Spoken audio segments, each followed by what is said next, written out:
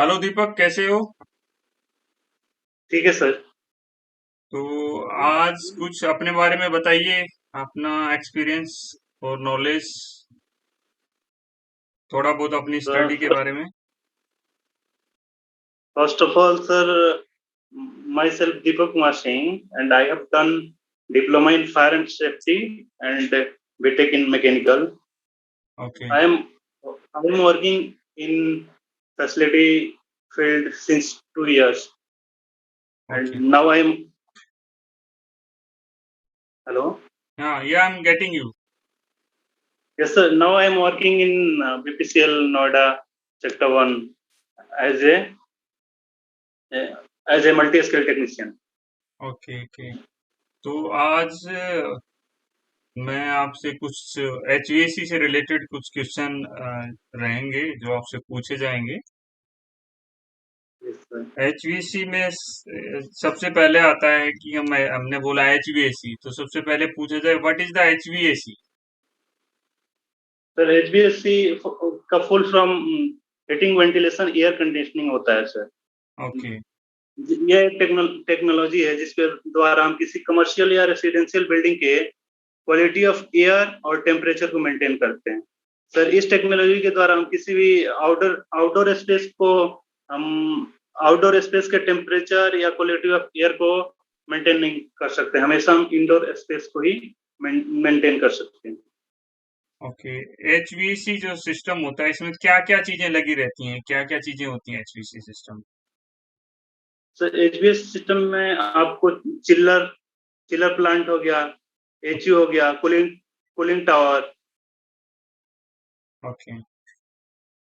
और क्या सर चीजें होती different different different different type के मोटर्स, जैसे चिलर मोटर, कंडेंसर मोटर। हैं? ओके।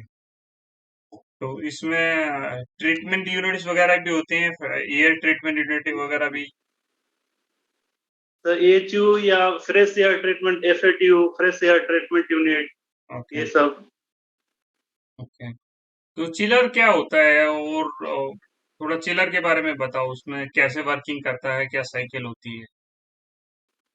तो चिलर एक मशीन है जिसके द्वारा हम पानी को ठंडा करते हैं, और इस ठंडे पानी का उपयोग गर्मी के दिनों में अपने रिक्वायर्ड स्पेस को एचयू के द्वारा ठंडा करते हैं। तो ओके चिलर में चिलर दो टाइप के होते हैं, एक एयर कूल्ड चिलर और दूसरा water cooled chiller. Air cooled chiller sir जिस जिस जिस चिलर के कंडेंसर को हवा के द्वारा ठंडा किया जाता है उसे एयर कूल्ड चिलर कहते हैं, और वाटर कूल्ड चिलर जिसके द्वारा जिस कंडेंसर को पानी के द्वारा ठंडा किया जाता है, जिस चिलर के कंडेंसर को पानी के द्वारा ठंडा किया जाता है उसे वाटर कूल्ड चिलर बोलते हैं। ओके। चिलर सर में। इसके जी जी। या बताओ बताओ बताओ।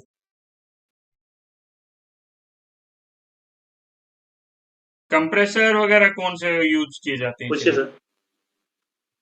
कंप्रेसर सर वगैरह कौन कंप्रेसर से? तो चार टाइप के सर कंप्रेसर चार टाइप्स के होते हैं। चिलर में चार टाइप्स के कंप्रेसर यूज कर सकते हैं, जैसे reciprocating, centrifugal, scroll, screw.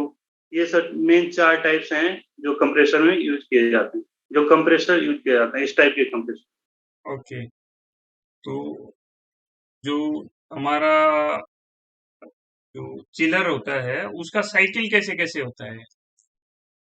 Sir chiller के कितने मेन साइकिल तीन होते हैं? साइकिल सबसे होते हैं। पहले होता है उसके अंदर कितने साइकिल होते हैं और वो कैसे कैसे वर्क करते सर मेन तीन साइकिल होते हैं, refrigeration cycle, water cool sorry refrigeration cycle, condenser water cycle, chilled water cycle. Sir ये मेन तीन साइकिल होते हैं। अब रेफ्रिजरेशन साइकिल सर के चार मेन कंपोनेंट होते हैं। पहला कंप्रेसर, दूसरा कंडेंसर, तीसरा एक्सपेंशन वाल और चौथा इवेपोरेटर। हैं? ओके सर अब सर कंप्रेसर में रेफ्रिज इवेपोरेटर से low pressure low temperature vapour refrigerant compressor में आता है। ठीक है सर। हम्म, और कंप्रेसर का दो काम होता है, एक प्रेशर को बढ़ाना और टेम्परेचर को बढ़ाना। ओके, तो कंप्रेसर में रेफ्रिजरेंट कंप्रेस हो जाता है, जिसकी वजह से टेम्परेचर और प्रेशर दोनों बढ़ जाता है, और वो high pressure high temperature vapour refrigerant condenser में जाता है। कंडेंसर सर, उस कंडेंसर का 2 काम होता है। पहला तो टेम्परेचर को कम करना, और दूसरा वेपर रेफ्रिजरेंट को लिक्विड रेफ्रिजरेंट में चेंज करना। जब कंडेंसर में ये रेफ्रिजरेंट कंडेंस होता है, तो जिसकी वजह से उसका टेम्परेचर कम हो जाता है, और वेपर रेफ्रिजरेंट लिक्विड रेफ्रिजरेंट में चेंज हो जाता है। फिर ये लिक्विड रेफ्रिजरेंट और low pressure low pressure refrigerant, sorry high pressure refrigerant expansion valve में जाते हैं। अब एक्सपेंशन वाल्व का काम होता है प्रेशर को डिक्रीज करना। तो एक्सपेंशन वाल्व में से रेफ्रिजरेंट एक्सपेंड हो जाता है, जिसकी वजह से उसका प्रेशर डिक्रीज हो जाता है, और low pressure low temperature liquid refrigerant evaporator में जाता है, जहाँ में इवेपोरेटर का भी सर 2 काम होता है। पहला तो टेम्परेचर को बढ़ाना रेफ्रिजरेंट को, और दूसरा लिक्विड रेफ्रिजरेंट को वेपर रेफ्रिजरेंट में चेंज करना। और ये रेफ्रिजरेंट जब low pressure low temperature liquid refrigerant evaporator में जाता है, तो वहां से इवेपोरेट होके, और वो फिर high pressure high temperature vapour refrigerant में कन्वर्ट हो जाता है, और फिर यही साइकिल देख जो ये साइकिल है चलते कंडेंसर रहता है। वाली साइकिल है उसके बारे में बताओ, कंडेंसर साइकिल कैसे, क्या सर? कंडेंसर की जो साइकिल होती है वो कैसे रन करती है? सर, कंडेंसर के साइकिल में 3 मेन पार्ट्स होते हैं। एक कंडेंसर पंप, दूसरा कंडेंसर, और तीसरा cooling tower. Sir, condenser pump condenser को कूलिंग टावर का पानी सप्लाई करता है, और वो कंडेंसर का काम होता है कूलिंग टावर के ठंडा पानी को, कूलिंग टावर से जो ठंडा पानी आता है, और रेफ्रिजरेंट उस ठंडा पानी को गर्म कर देता है, इसलिए कि उसमें रेफ्रिजरेंट जो कंडेंसर में होता है हॉट रेफ्रिजरेंट होता है। तो हॉट रेफ्रिजरेंट पानी के कांटेक्ट में आके, और पानी गर्म हो जाता है, और फिर ये गर्म पानी एचयू में जाता है, और सॉरी कूलिंग टावर में जाता है। ओके, कूलिंग टावर में से तो कूलिंग टावर का काम होता है पानी को, जो कंडेंसर से पानी आया हुआ है, उस पानी के टेम्परेचर को कम करना। और कूलिंग कैसे टावर में सर या कैसे कैसे सॉरी सर कैसे? सर कूलिंग जी, कूलिंग टावर में लेडर लगा रहता है। लेडर के आगे आपको स्प्रिंकल लगे रहते हैं। सर, जब पानी कूलिंग टावर से कूलिंग टावर के इनलेट से लेडर में जाता है, और लेडर से स्प्रिंकलर में पानी स्प्रिंकलर से पानी बाहर निकलता है, तो पानी स्प्रिंकल हो जाता है, जिससे उसका सरफेस एरिया बढ़ जाता है। और ये पानी डायरेक्ट कूलिंग टावर के सम में ना गिर के एक पीवीसी फिलिंग पर गिरता है। पीवीसी फिलिंग मीन्स एक मधुमक्खी के छत्ते की टाइप की होती है, जिससे उस पे पानी गिर के वो पानी फिर सम में गिरता है, और वो पानी आराम आराम से गिरता है पीवीसी फिलिंग से सम में। और इसी बीच एक सिटी फैन लगा होता है, जिसे बोलते हैं cooling tower fan. Cooling tower fan बाहर की हवा को सक करता है, और वो हवा पानी के कांटेक्ट में आता है, जिससे पानी ठंडा हो जाता है। फिर ये ठंडा पानी कूलिंग टावर के आउटलेट से फिर पंप में जाता है, कंडेंसर पंप, और फिर कंडेंसर पंप से आपको कंडेंसर में जाता है। यही साइकिल सर रिपीट होता ओके, ठीक है। तो जो हमारा जो एचयू में पानी सर्कुलेट होता है वो कैसे कैसे होता है, कहाँ कहाँ से होता है? जैसे रूम में ठंडा है। हो रहा है तो कैसे होता है? सर, एचयू में पानी वो वाटर चिल्ड वाटर साइकिल के थ्रू होता है, जो सर जिसके जिसके भी 3 मेन कंपोनेंट होते हैं। एक चिलर पंप, दूसरा चिल्लर मींस इवेपोरेटर, और एचयू।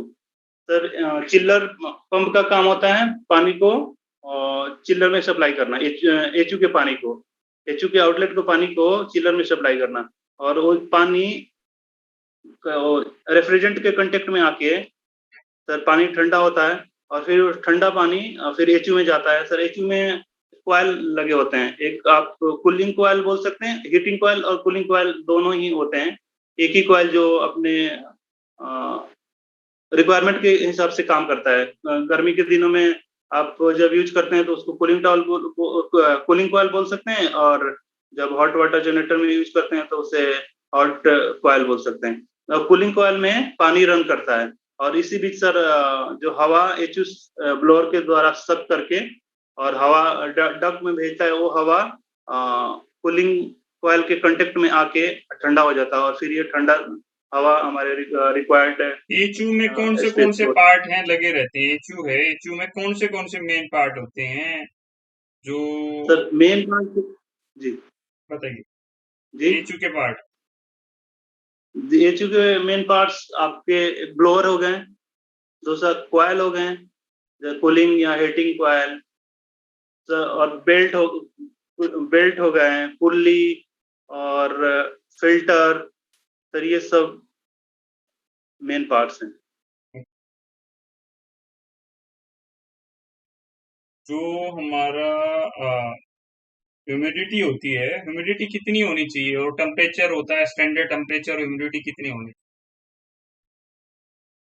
ह्यूमिडिटी सर, पहले तो ह्यूमिडिटी क्या है sir? The amount of water vapour present in given space. तो सर ह्यूमिडिटी आप अलग अलग स्पेस पे अलग अलग होती है। जैसे कि आप जैसे समुद्र के किनारे जाएंगे, वहाँ हवा में पानी का टेम्परेचर ज्यादा होता है, जिससे ह्यूमिडिटी ज्यादा होता है। और जहाँ और ऐसे जगह पे जहाँ जैसे गर्म जगह है, वहाँ पे ह्यूमिडिटी कम होगी। Okay okay. और कितनी ह्यूमिडिटी होनी चाहिए एक नॉर्मल जगह? क्या ह्यूमिडिटी का पता है कितना वहाँ पे ह्यूमिडिटी लेवल होना चाहिए? टेम्परेचर कितना सॉरी होना सर। चाहिए? एक रूम है हमारा, उसका टेम्परेचर कितना होना चाहिए? तो टेम्परेचर आपको नॉर्मली 22-23। 22 to 23। ओके। मेरे को, अगर मेरा सपोज रूम है, रूम में ठंडा नहीं हो रहा है, मैं अपने केबिन में बैठा हुआ हूँ, मैंने कंप्लेंट किया कि मेरा रूम ठंडा नहीं हो रहा है, तो क्या क्या रीजन हो सकते हैं ठंडा नहीं होने के? सर पहला तो आपको चिलर के आउटलेट से जो जो ठंडा पानी निकल रहा है, उसका टेम्परेचर देखना पड़ेगा। जनरली सर इनलेट में अगर 13-14 डिग्री होता है, तो आउटलेट में 7-8 डिग्री होना चाहिए। ओके। तो वो चेक करना पड़ेगा जो आउटलेट में उसके 6-7-8 डिग्री, ओके। 6-7-8 डिग्री टेम्परेचर है कि नहीं। और दूसरा सर कूलिंग एचयू के ब्लोअर को चेक करेंगे, जैसे उसमें जो ये बेल्ट है, बेल्ट लूज तो नहीं है। और सबसे बड़ा सर रीजन आप बाहर का टेम्परेचर अगर ज्यादा होगा, तो हम पहले से जिस नहीं नहीं, बाहर का टेम्परेचर ज्यादा होगा तो सब लोगों का गर्मी होगी ना। सिचुएशन ये है कि मेरे रूम का ही टेम्परेचर में गड़बड़ है बस, मेरे साथ वाला तो का सर सब उसका फाइन है। तो रीजन यही है कि आपके जो डक्ट आ रहे हैं, जो डक्ट में कहीं हवा डक्ट के थ्रू क्लियर नहीं आ रहा है, कहीं डक्ट जाम है। ओके। और क्या रीजन हो सकता है? और सर आप जैसा कि मैंने बताया, बेल्ट लूज होने का, तो सर बेल्ट लूज होने से अगर केवल आपके ही रूम में सप्लाई है उसके उस एचयू के द्वारा, तो बेल्ट लूज होने से आपके रूम में ही हवा नहीं आएगा, ठंडा हवा नहीं आएगा, तो कूलिंग नहीं होगा। Okay okay. जो हमारा एचयू होता है उसमें कौन से फिल्टर यूज करते हैं, और कितने माइक्रोन के फिल्टर यूज करते हैं? तो जनरली 4 टाइप्स के फिल्टर होते हैं। पहला HEPA filter, high efficiency particulate air, high HEPA filter high efficiency particulate air, और जो सर 0.3 माइक्रोन के होते हैं। और दूसरा होता है सेकेंडरी फिल्टर, जिसे माइक्रोन फिल्टर भी बोला जाता है, जो 5 माइक्रोन तक के पार्टिकल्स को, बैक्टीरिया को फ़िल्टर करता है और तीसरा होता है सर प्राइमरी फ़िल्टर जिससे प्री फ़िल्टर बोलते हैं, जो ओके 20 टू 30 माइक्रोन तक के बैक्टीरिया को फ़िल्टर करता है और चौथा होता है कार्बन फ़िल्टर कार्बन फ़िल्टर जो सर स्मेल और जो जनरली सर स्मोक और स्मेल के लिए ही यूज़ किया जाता है। जैसे आप हॉस्पिटल वगैरह में कार्बन फ़िल्टर का यूज़ किया जाता है। Okay okay.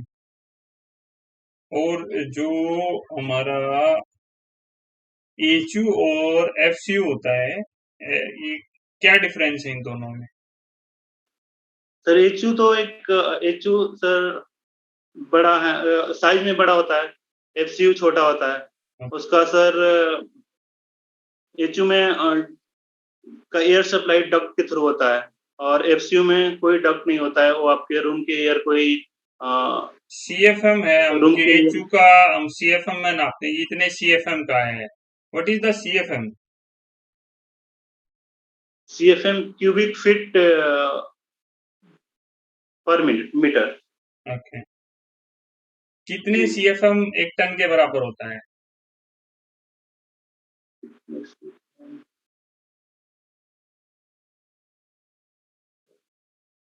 एक सपोज 12,000 बीटीयू तो 1 टन के बराबर होता है, लेकिन ओके सीएफएम नहीं, 400 सीएफएम होता है, एक टन के बराबर होता है। अच्छा जो हमारा वीएफडी होती है, हम अपने सेकेंडरी पंप में भी वीएफडी लगाते हैं यस सर। चिलर के, और हमारे एचयू में वीएफडी लगाते हैं। क्यों लगाते हैं, क्या फायदा होता है इससे? सर ये इसका फ़ायदा है सर स्पीड को कम करने का। इसका मेन यूज़ है स्पीड को कम करने का और स्पीड को कम करने का मतलब सर आपको पावर सेविंग और दूसरा इसका मेन यूज़ है स्मूथ स्टार्टिंग।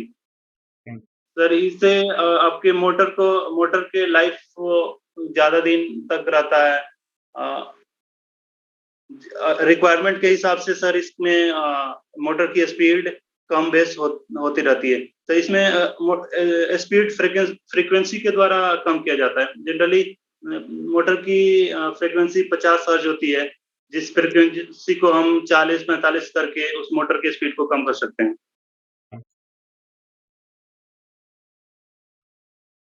तो जो हमारा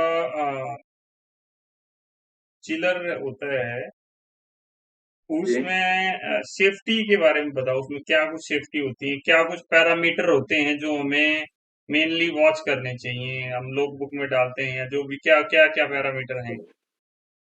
एक तो sir low pressure, high pressure, wild pressure और anti freezer, flow switch. Sir ये 4-5 हैं जो मेनली उसके सेफ्टी हैं।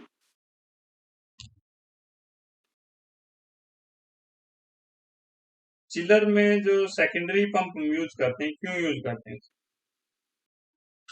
तो सेकेंडरी पंप पहले यूज क्यों करते हैं सर? अगर हमारे एचयू से चिलर का हाइट ज़्यादा है, उस कंडीशन में सेकेंडरी पंप का यूज करते हैं। नहीं तो केवल एक पंप से ही, प्राइमरी पंप से ही हम पानी को सर्कुलेट कर सकते हैं। क्या बताया आपने और आंसर?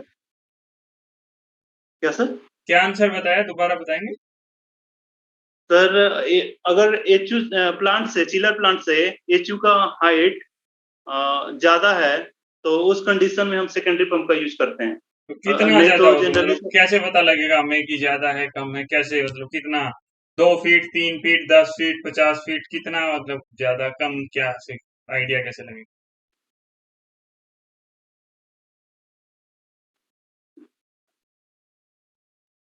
एक जो चिलर होता है, चिलर में एक वॉल लगा रहता है, बैलेंसिंग वॉल। क्यों लगाते हैं बैलेंसिंग वॉल?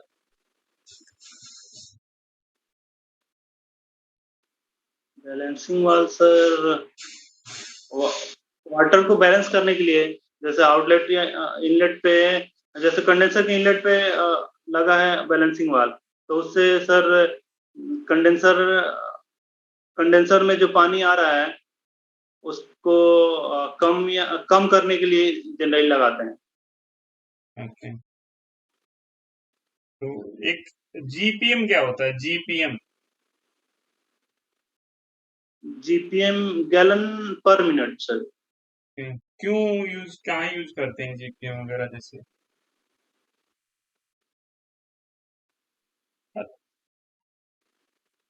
सर ये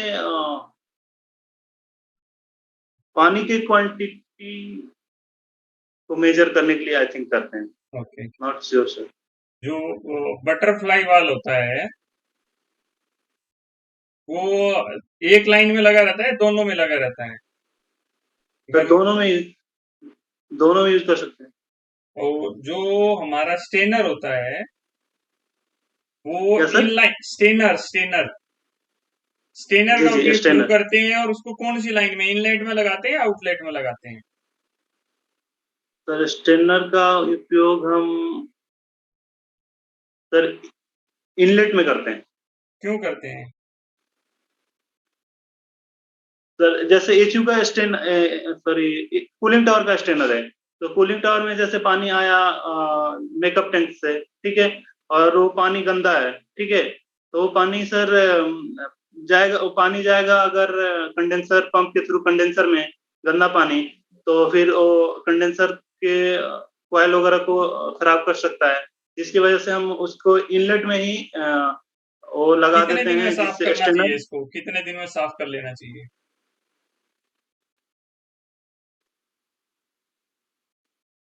सर ये तो जितना जल्दी साफ करते रहेंगे सही है। तो हर रोज करना चाहिए? No sir. तो फिर भी 10 दिन, 15 दिन, महीने में एक बार, 2 बार?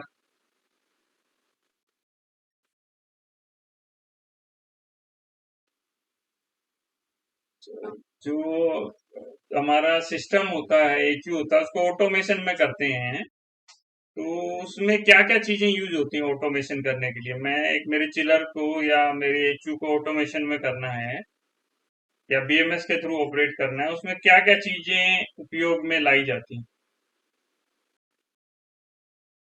सबसे पहले तो सर बीएफडी होगा। ओके। मो- मोटर को ऑन ऑफ करने के लिए, स्पीड को रेगुलेट करने के लिए। ठीक है। और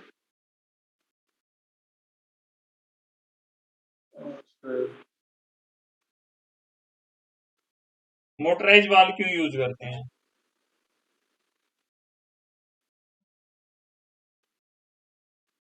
सॉरी सर। Motorise valve.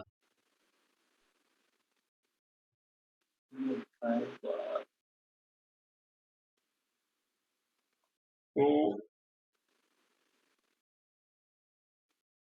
ठीक है, हमारा जो चिलर का इन आउट स्ट्रेंथ कितना होना चाहिए कि मेरा चिलर का इतना पानी जाना चाहिए, इतना टेम्परेचर आना चाहिए, तो वो कितना रहना चाहिए? तो चिलर में इन आपको 12 टू 13 डिग्री सेल्सियस होना चाहिए। हम्म। 12 से 13, 11 से 13 बोल सकते हैं सर। और